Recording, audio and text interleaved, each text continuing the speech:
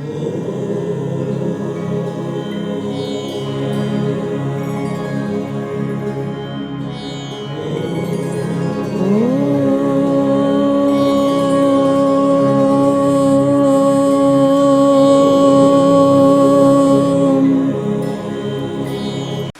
भी हम विचार कर रहे थे कि मृत्यु न होती तो कैसी कैसी दुर्घटनाएं होती। मृत्यु आपके ऊपर उपकार करती है, मृत्यु हमारे लिए उपकार स्वरूप है। देखिए कुछ फायदे हमने कल भी गिनवाए थे। मृत्यु होती है तो उससे क्या होता है, તમારો જે ભૂતકાળ છે એના ઉપર પડદો પાડવાનું કામ મૃत्यु કરે છે। आपने कैसा भी काम किया हो, लेकिन मृत्यु आपके सारे जो भूतकाल है उसको विस्मृत कर देता है। मान लो अगर इस जन्म में आपको अपना पूर्व जन्म याद आ जाए तो कैसा होता है। कोई आदमी है रास्ते में चल रहा है और सामने कोई गधा मिल गया या कोई कुतिया मिल गई या कोई बिल्ली मिल गई और वो पहचान जाए कि गत जन्म की मेरी पत्नी है और उसको उठा के अपने घर ले आए तो घर में क्या हालत होगी।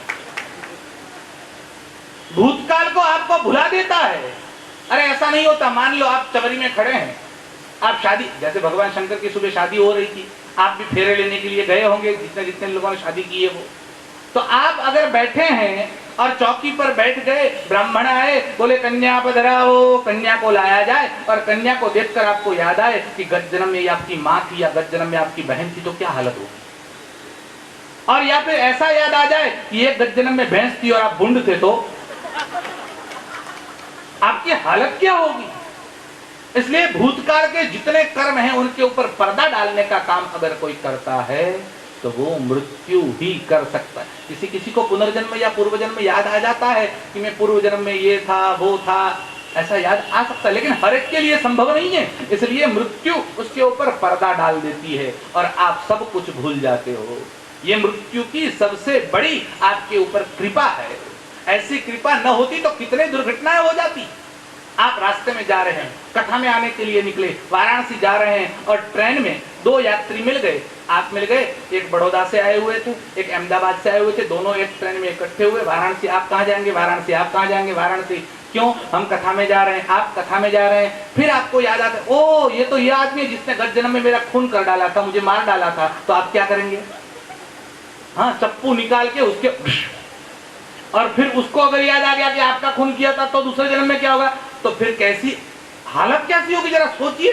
मृत्यु का काम यह है कि आपके भूतकाल पर वो पर्दा डाल देता है और आपको कुछ याद नहीं रहता।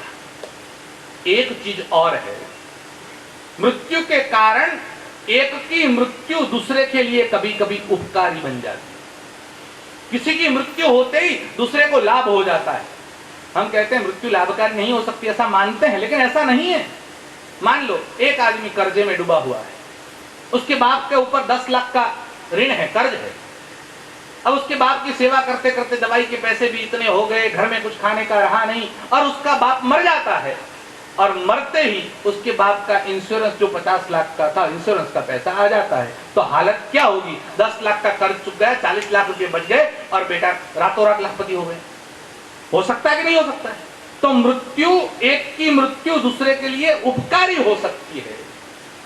आपने शायद भागवत की कथा सुनी और भागवत की कथा में यह बात आई है कि नारद जी बोल रहे हैं, नारद जी अपने पूर्व जन्म का वृत्तांत सुनाते हैं और वृत्तांत सुनाते हुए नारद जी कहते हैं कि पूर्व जन्म में मैं दासी का पुत्र था, दासी का पुत्र था। और उस समय क्या हुआ, हमारे यहाँ कुछ ब्राह्मण, कुछ संत लोग चातुर्मास करने के लिए आए और मैं उन ब्राह्मणों के, वेदवादी ब्राह्मणों और संतों की सेवा में था। मेरी माँ भी उनकी सेवा में थी। हम सेवा कर रहे थे और सेवा करते करते मेरा जो चित्त है उन संतों के चरणों में समर्पित हो गया। चातुर्मास पूरा होने का था और मेरे मन में ये विचार आया कि मैं इन संतों के साथ साथ सन्यासी होकर निकल जाऊं। मैंने संतों से प्रार्थना की, अगर आप यहाँ से जा रहे हैं तो मुझे भी अपने साथ ले चलिए।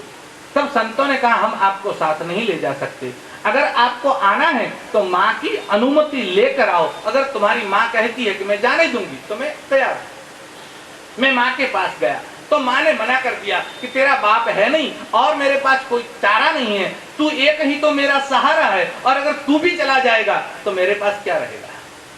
इसलिए मैं तुम्हें आज्ञा नहीं दे सकती। मैं निराश हो गया, मैंने जाकर संतों से कहा माँ ने मना कर दिया है। तो संतों ने कहा हम तुम्हें नहीं ले जा सकते। अब संतों ने मना कर दिया, मैं खूब रोया, लेकिन संतों ने मना कर दिया हम तुम्हें नहीं ले जाएंगे। फिर संतों ने मुझे द्वादशाक्षर मंत्र का उपदेश किया और मुझे कहा तुम यही मंत्र रोज पढ़ते रहो, भगवान तुम्हारे ऊपर कृपा करेंगे। और द्वादशाक्षर मंत्र कौन सा था?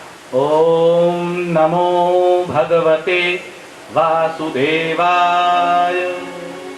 ये द्वादशाक्षर मंत्र मैं अविरत रूप से पढ़ता रहा, जप करता रहा। और जप करते करते भगवान ने मेरी सुन ली। हुआ ऐसा कि एक दिन माँ गाय धोने के लिए गई और बीच में सांप निकला और सांप के ऊपर माँ का पैर पड़ा, सांप ने दंश दिया और मेरी माँ मर गई। अच्छा हुआ, माँ की मृत्यु सुनकर मुझे सुख हुआ। ये नारद जी के वचन है। नारद जी कह रहे हैं माँ की मृत्यु हुई और मुझे सुख हुआ कि अच्छा हुआ मां मर गई, अब मेरा मार्ग प्रशस्त हो गया। देखिए, एक की मृत्यु दूसरे के लिए उपकारी बन सकती है। और फिर नारद जी कहते हैं कि मां को अग्निदाह करके मैं निकल गया, सालों तक विचरण करता रहा और फिर एक वृक्ष के नीचे बैठा था। समाधि में भगवान ने मुझे दर्शन दिए। मैं पैर पकड़ने के लिए गया, लेकिन भगवान वहां से अदृश्य हो गए और आकाशवाणी हुई और कहा अभी तुम्हारे कुछ कर्म बाकी है, अभी तुम्हें मेरे दर्शन नहीं हो सकते, अगले जन्म में मेरे दर्शन होंगे। और फिर दूसरे जन्म में मैं ब्रह्मा जी का पुत्र बनकर आया और भगवान का दास बना। कहने का मतलब है कि एक की मृत्यु दूसरे के लिए उपकारी बन सकती है। आपको पता है वैन की मृत्यु हुई, भागवत में कथा है। अगर वैन की मृत्यु न होती, वैन को न मार दिया जाता, तो पृथु जैसे भगवान का स्वरूप हमको मिल सकता था क्या? वैन को मारने के बाद उसकी जंघा में से मंथन करके ऋषियों ने पृथु को प्रकट किया। आप सोचिए, एक की मृत्यु दूसरे के लिए उपकारक बन सकती है। एक की मृत्यु होती है और फायदा किसी को होता है। अरे एक की मृत्यु की बात छोड़ो, जहां पर आप रोज स्नान करते हो और आधे भारत को जो अपना पानी प्रदान करती है और जिसके कारण आज भारत विख्यात है और भारत के अंदर जिनकी जयकार करते हैं वो माँ गंगा भी, अगर सगर के पुत्रों की मौत न हुई होती तो गंगा जी का अवतरण भी नहीं होता। सगर के 60,000 पुत्र थे और 60,000 सगर के पुत्र, आप कल्पना कीजिए। और 60,000 सगर के पुत्रों को जब सगर ने अश्वमेध यज्ञ किया तो अश्वमेध यज्ञ के अश्व की रक्षा के लिए भेजा। और जब अश्व दौड़ता गया, अब देवता लोग हैं ना, जो अगर कोई अच्छा काम करता है तो वो पीड़ित हो जाते हैं। तो देवताओं में और उसमें भी इंद्र ने उस अश्व को चुरा लिया और कपिल के आश्रम में बांध दिया। भगवान कपिल के आश्रम में जब अश्व को बांध दिया गया, अब अश्व नहीं मिल रहा था। अब सारे पुत्र गए और जाके सगर राजा से कहा महाराज अश्व नहीं मिल रहा है। बोले पूरी पृथ्वी को खोद डालो, कहीं से भी अश्व चाहिए। और पृथ्वी को खोदते हुए वो लोग पहुंचे कपिल के आश्रम में और कपिल के वहां अश्व देखा और उन्होंने कहा इस ऋषि ने हमारा अश्व बांध लिया है, और अनाप शनाप बोलने लगे। और भगवान कपिल समाधि में व्यस्त थे। भगवान कपिल वहां से खड़े हुए और भगवान की आंखों में से, यानी कपिल की आंखों में से जो ज्वाला निकली, उन ज्वाला के कारण सगर के 60,000 पुत्र भस्मीभूत हो गए, सारे के सारे जलकर मर गए। ये सारे के सारे जलकर मर गए, लेकिन सगर राजा का एक और पुत्र था और उस पुत्र असमंजस के यहाँ एक पुत्र हुआ। फिर असमंजस से भगवान का आराधन किया, उनकी जीवन समाप्त हो गया। उसके बाद दिलीप ने भगवान का आराधन किया, जीवन भर तपस्या की, फिर भी भगवान प्रसन्न नहीं हुए। उसके बाद भगीरथ आए और भगीरथ ने भगवान का तप किया और तप करने के बाद 3000 वर्ष के तप के बाद, और वो भी हिमालय में जाकर, जहां पर गंगोत्री धाम है वहां भागीरथी शिला है। आप कभी जाए तो भगीरथ शिला का दर्शन अवश्य करें। भगीरथ शिला पर बैठ कर और उन्होंने वहां पर भगवान का तप किया और भगवान नारायण प्रसन्न हुए। उन्होंने कहा क्या चाहिए? बोले मेरे पितृ हैं, 60,000 मेरे पितृ हैं और वो सब के सब भगवान कपिल के कारण, भगवान कपिल के शाप के कारण, या भगवान कपिल को उन्होंने कहीं ना कहीं छेड़ा तो उनके कारण उनकी मृत्यु हुई है और उनका मुझे सदगति में ले जाना है, उनकी मुक्ति हो ऐसी मेरी कामना है और मुक्ति के लिए गंगा का अवतरण करना है, आप गंगा को भेजिए। तो बोले गंगा जी को बुलाया गया। गंगा जी से कहा आप जाओ और सगर पुत्रों का उद्धार करो, भगीरथ के ऊपर हम प्रसन्न हुए हैं। और भगीरथ महाराज ने कहा गंगा जी आप पधारिए। गंगा ने कहा मैं आने के लिए तैयार हूं, लेकिन मैं अगर ऊपर से मेरा प्रवाह अगर बहाऊंगी तो ये पृथ्वी फट जाएगी। इतना मेरा जोरदार प्रवाह, इतना वेगवान प्रवाह है, ये प्रवाह डायरेक्ट सीधा पृथ्वी पर नहीं आ सकता। बोले तो क्या किया जाए? बोले आप एक काम करिए, भगवान शंकर को प्रसन्न करिए। भगवान शंकर अपने ऊपर अगर मुझे धारण कर लेते हैं तो मैं आपके लिए सुखद हो जाऊंगा। बोले ठीक है। उन्होंने भगवान शंकर की आराधना करने के लिए अपने दाहिने पैर के एक अंगूठे पर खड़े होकर 1 वर्ष तक तप किया, और एक अंगूठे पर खड़े रहकर 1 वर्ष तप किया, और भगवान भोलेनाथ प्रसन्न हुए। भगवान ने कहा क्या चाहिए? बोले भगवान आप मिल गए, और कुछ मांगने की आवश्यकता नहीं रहती, आपके दर्शन हुए, आप तो जानते हैं मुझे क्या चाहिए। भगवान ने कहा हाँ मैं तो जानता हूं, लेकिन बोलो क्या चाहिए? बोले प्रभु गंगा जी का अवतरण मुझे करना है, आप उसको सिर पर धारण करिए। भगवान ने कहा ठीक है मैं सिर पर धारण कर लेता हूं, भेजो गंगा जी को। अब गंगा जी को भी थोड़ा गर्व था कि मैं अगर पृथ्वी कोई मुझे सहन नहीं कर सकता, मेरा प्रभाव इतना वेगवान है। भगवान शंकर ने कहा गंगा के गर्व को भी तो खंडित करना है, तो क्या करेंगे? भगवान शंकर ने अपनी जो जटाएं हैं उसको खोल दी, और जटाएं खोलकर गंगा से कहा अब उतरो नीचे। और गंगा ऊपर से गिरी, और जैसे ही गंगा जी गिरी भगवान शंकर की जटा में गायब हो गई। भगवान की जटाएं इतनी लंबी थी कि गंगा जी उसके अंदर घूमती रही घूमती रही घूमती रही, बाहर आने का रास्ता ही नहीं मिल रहा है। 1 साल तक बीत गया, गंगा जी बाहर निकल रही है। भगीरथ ने कहा भगवान हुआ क्या? भगवान ने कहा गंगा जी अंदर है, उनका गर्भ खंडन होने दो। अब गंगा जी त्रस्त हो गई। तब भगीरथ ने कहा गंगा जी का जो हो, मैं आपकी प्रतीक्षा कर रहा हूं, मुझे लेकर जाना है, मेरे ऊपर कृपा करिए, गंगा को मार्ग दीजिए। और भगवान ने अपनी जटा बांधी और गंगा को रास्ता दिखाया, यहां से तुम बाहर निकलो। और गंगा जी बाहर आई, और भगीरथ ने कहा मैं जहां जहां चलता हूं उसके पीछे पीछे गंगा जी आए।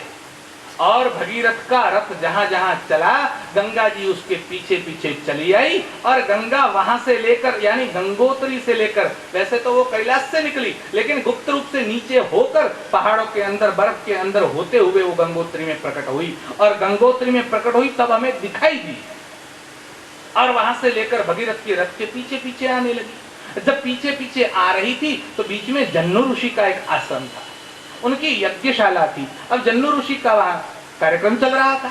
अब जन्नू ऋषि थोड़े ही बाहर गए थे, और वहीं पर गंगा जी का प्रवाह आया, और जन्नू ऋषि का पूरा आश्रम बहाकर गंगा जी ले गई।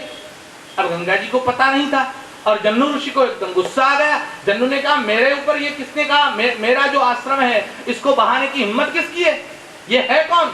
और जन्नू ऋषि ने क्या किया, गंगा जी का आचमन करके गंगा जी को पी गए। अब भगीरथ के लिए एक और समस्या खड़ी हो गई। भगीरथ ने कहा अब क्या किया जाए? अब भगीरथ गए और जन्नू से प्रार्थना की, प्रभु आप मार्ग दीजिए, गंगा जी को वापस कीजिए। और जन्नू ने अपनी कांध से या जंघा से गंगा को बाहर निकाला और कहा जाओ, अगर मुंह से निकालेंगे तो उच्छिष्ट हो जाएगी, मुंह से तो निकाल नहीं सकते। इसलिए उन्होंने जंघा या कांध से निकाली और गंगा जी को प्रदान किया। इसलिए वो जन्नू की पुत्री कहलाई, और इसीलिए गंगा का एक नाम हुआ जाह्नवी। वो जन्नू की पुत्री होने के कारण उसका एक नाम हुआ जाह्नवी। भगीरथ ने लाई इसलिए इसका एक नाम हुआ भागीरथी। वो स्वर्ग से आई इसलिए उसका नाम हुआ सुर नदी। और यहाँ काशी में तो वो उत्तर वाहिनी है। देखिए कभी नदी उत्तर में नहीं जाती, वो दक्षिण में जाती। कोई नदी उत्तर में नहीं जा सकती, लेकिन यहाँ काशी में ही ये घटना हुई है, क्योंकि गंगा जी ने कहा मुझे काशी में विश्वनाथ के दर्शन करने हैं और मुझे मणिकर्णिका के दर्शन करने हैं। भगीरथ जी कृपा करके आप अपना रथ वहां से लीजिए। और गंगा के कारण शिव जी ने कहा कि भगीरथ यहाँ से लेकर आप काशी से गंगा जी को ले जाइए। और भगवान शिव की आज्ञा के कारण भगीरथ ने अपने रथ को यहाँ से घुमाया। इस कारण यहाँ से गंगा उत्तर वाहिनी हुई, और यहाँ गंगा जी उत्तर में जा रही है, और उत्तर वाहिनी होकर गंगा जी आगे को गई है। कहने का मतलब है अगर सगर के 60,000 पुत्रों की मृत्यु न हुई होती तो आज हमको गंगा जी प्राप्त नहीं होती। और यही कारण है कि एक की मृत्यु दूसरे के लिए उपकारक बन सकती है। यही तो मृत्यु देव की हमारे ऊपर कृपा है कि एक की मृत्यु हो और फायदा दूसरे को हो जाता है। यही तो हुआ है, बार बार हुआ है।